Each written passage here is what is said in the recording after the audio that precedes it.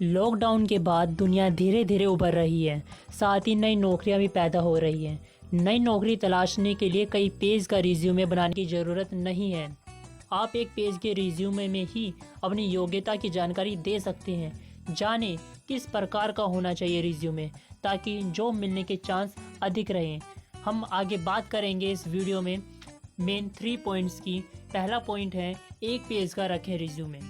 Second point है पहला long draft कितना इम्पोर्टेंट है। थर्ड पॉइंट है ज़्यादा स्पेस बनाए रखें। और लास्ट में हम एक मेन इम्पोर्टेंट पॉइंट्स की बात करेंगे। Let's start. Professional resume writers और अनुभवी रिक्रूटर्स इस पर सहमत हैं कि चाहे आप फ्रेशर हों या आपके पास 15 साल का एक्सपीरियंस हो, शॉर्ट लिस्ट होने के लिए एक पेज का रिज्यूमे काफ़ी होता है। आपका रिज्यूमे हायरिंग प्रोसेस में कई मैनेजर्स के पास ईमेल अटैचमेंट के जरिए भेजा जाता है। हर कोई ईमेल अटैचमेंट में दूसरे पेज पर जाने के बजाय पहला पेज पढ़ना पसंद करता है। इसलिए आपको ध्यान रखना है कि रिज्यूमे एक ही पेज का रहे। हालांकि अगर आप आर्टिस्ट, डिज़ाइनर, एकेडमिक या रिसर्चर हैं तो लंबा पोर्टफोलियो भेजने की ज़रूरत होती है। सेकंड पॉइंट, पहला लॉन्ग ड्राफ्ट। पहले ड्राफ्ट में लंबा डॉक्यूमेंट बनाने के लिए उसमें हर एक चीज़ की जानकारी देनी है।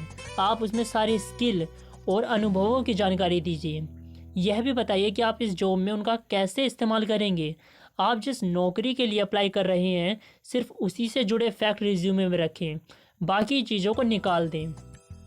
अतिरिक्त जानकारियाँ लिंक्डइन प्रोफाइल का हिस्सा हो सकती हैं, जिन्हें रिक्रूटर बाद में देख सकते हैं। थर्ड पॉइंट है हमारा ज़्यादा स्पेस बनाए रखें। एक पेज का रिज्यूमे बनाते वक्त आपके सामने सीमित स्पेस की चुनौती होगी। रिज्यूमे ऐसा बनाएं जिसे आसानी से पढ़ा जा सके।